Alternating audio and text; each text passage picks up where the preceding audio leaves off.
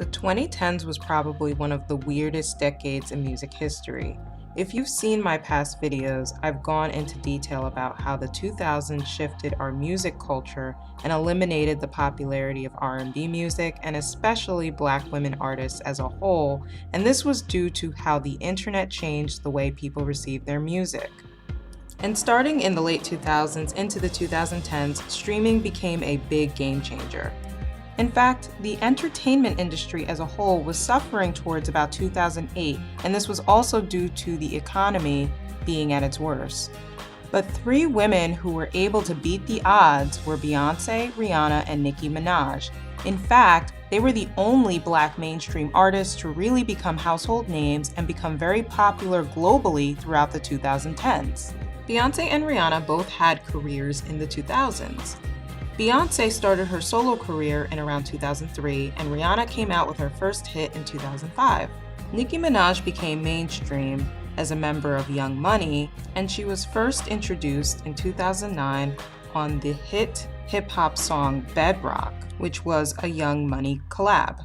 The whole Young Money thing actually kind of confuses me because in some songs it says that it's Young Money and it's not all of Young Money, so just know that her first hit was with other rappers that were a part of Young Money. So with all of the obstacles that Black women in the music industry had, how were these artists, Rihanna, Beyonce, and Nicki Minaj, able to stay relevant, extremely popular, and excel throughout the 2010s? Keep in mind, all three of them played the game really, really well. And like I said in my Black women selling pop video, there was one central sound that all genres started to use in the late 2000s, starting in 2008. Well, first off, Rihanna has always done pop music, and she started her career in about 2005, so she didn't have a problem with transitioning her sound. Beyonce included more pop elements in her hit songs in 2006 with her album B-Day. This included her hit songs Irreplaceable and Beautiful Liar with Shakira. And yes, we did have Ciara, who had an extremely successful run with her Evolution era in 2006. However, Ciara's R&B music included elements of hip-hop, and she did not really experiment with pop the way that Beyonce and Rihanna did during that time period. And it wasn't until her Fantasy Ride album in 2009 where she fully embraced the electro-pop sound. But unfortunately, at the time she started embracing electro-pop, it was a little too late, and she didn't have transitionary songs during her Evolution period in 2006. We already had several Black women artists who excelled in electropop and pushed out hit after hit, which were chart toppers. And this brings me to the point of consistency. Rihanna and Beyonce were extremely consistent when it came to hit after hit and just singles as a whole that were being released from their album. Now, of course, they couldn't be consistent without the industry initially investing, but they worked very hard to get where they needed to be when it came to their releases becoming number ones. Beyonce's mainly electropop album in 2008, named I Am Sasha Fierce, had not one, not two, but 9 singles that were released between 2008 and 2009, and many of these singles charted very, very high. From 2004 to 2009, Rihanna created multiple albums during this time period. She released 5 singles from Good Girl Gone Bad, and also released an additional 4 singles from Good Girl Gone Bad Reloaded. She also released 6 singles from Rated R between 2009 and 2010. Ciara released 4 singles from Fantasy Ride in 2009.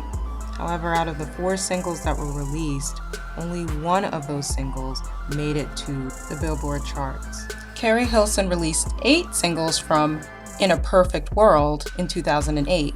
Only 2 of those songs made it to the Billboard 100, and most of these singles did better internationally. When Nicki Minaj made an appearance in 2009, remember, we did not have any prominent female rappers at that time.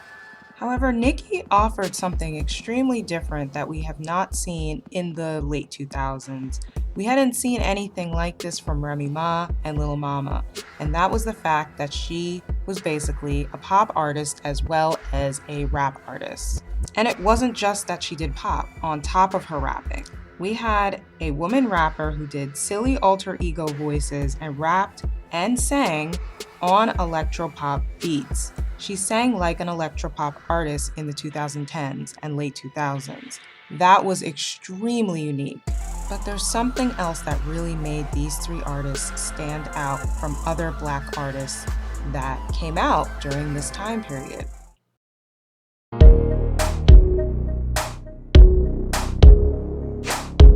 If you did not have a larger-than-life persona, literally embodying an alter ego or an exaggerated version of yourself as an artist, you did not move ahead. There were about 6 pop women artists that made it very big from the late 2000s into the early to mid 2010s, which included Katy Perry, Lady Gaga, Kesha, and Beyonce, Rihanna, and Nicki Minaj. Now, of course, we did have others like Britney Spears and Adele and Taylor Swift. They were also very popular, but the first 6 that I mentioned had multiple Billboard hit after Billboard hit from about 2008 into the 2010s, so I would say till about 2013, 2014. And yes, talent was still important, but the persona an artist embodied sometimes trumped their talent. This was due to the popularity of social media, and especially the uprise of Twitter, gossip blogs, and so on. Twitter launched in 2008, and Instagram launched in 2011 and became more popular as the years progressed.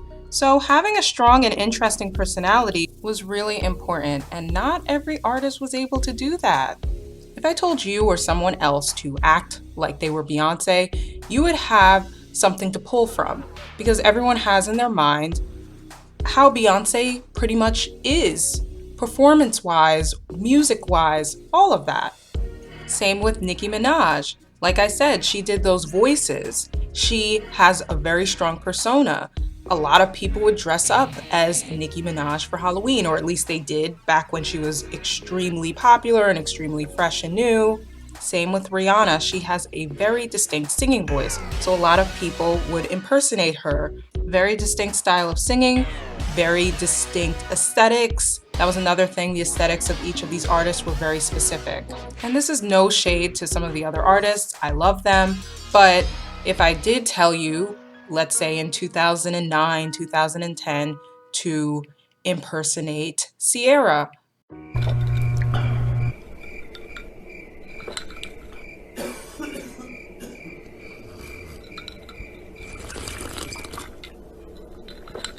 it wouldn't be as easy as the other 3 that I named. You might sing a song, but at that time she didn't have a very trademark aesthetic, she didn't have a trademark persona.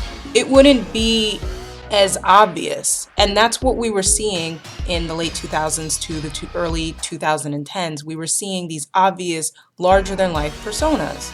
Future me here, correction. Ciara actually did have an alter ego that was created in 2008 before she promoted, or during the promotion of Fantasy Ride. It was named, her alter ego was named Super C. However, from my observation, it was very similar to Beyonce's Sasha Fierce persona. So it didn't stand out, to me at least. And I think that contributed a lot to her success at that time, because like I said, persona was everything, had to be memorable. This even goes for an artist like Carrie Hilson. Like I said, big personas, big memorable personas that were very exaggerated personalities, and you could have been a very, very talented artist, but if you did not have that memorable persona that was good enough for the internet, because we were really into internet culture at this moment, this is when that stuff started to really take off, you were not going to have a very long-lasting career. And this whole adapting a larger-than-life persona didn't always work out for some of these artists' mental state. We've had some responses from several artists, such as Lady Gaga, where she stated that she hated the identity of Lady Gaga. She didn't want to be attached to that persona anymore. Had for so many years. I've written so many songs on this piano. That free one. Yes, and I think, oh my gosh, what's so special, this piano. I love this piano. It's like, I don't know how to explain it, but I went from looking at this piano and thinking, you ruined my life. That's how you thought originally? No, during this time, I was like, you made me Lady Gaga. My biggest enemy is Lady Gaga. That's what I was thinking. My biggest enemy is her. We've even had Beyonce say that Sasha Fierce died. That was a persona she had with her album, I Am Sasha Fierce. And then 2014 hit, which was a year where pop music took a massive shift and the electropop sound sort of died and transitioned into a more toned down sound, even though EDM and a little bit of dubstep still did pretty well. And pretty well meaning mainstream-wise well. At this time we had Ariana Grande, Taylor Swift, and Lorde, who were the main pop artists in the forefront, while Beyonce, Rihanna, and Nicki Minaj were still able to keep their crowns. While all three artists were big mainstream artists, they were all able to appease the mainstream urban audience by genre bending the heck out of their music. Rihanna actually did this the best because she made hits specifically for the urban audience, and then she made hits that were specifically for the pop audience, and then she also made some hits that were genre bending. So basically, when the electropop sound died, that mainstream electropop sound, they were able to fully embrace the mid to late 2010s urban sound. These artists went through a lot. They were still criticized by the Black community, especially Nicki Minaj because she was a rapper and a pop artist. Do I think it's fair that only 3 Black artists were allowed to be mainstream? No, but this was sadly the game. How many times have I told you you have to be what? You have to be what? Twice. What? Twice as good. Twice as good as them to get half of what they have. The diversity as a whole in the 2010s was garbage. And to make matters worse, colorism played a huge part in the reason they were able to be marketed on a mainstream level. The industry would not invest in someone like a 7th Streeter or even a Kelly Rowland, who seemed to almost go down the direction Beyonce was heading in terms of being pushed as a mainstream success. That is definitely an issue we are still dealing with today, and this absolutely needs to change. However, I cannot ignore the fact that through their hard work and understanding the formula really well, they were able to influence pop music as well as the urban genres of music, and they reinvented the game for generations to come.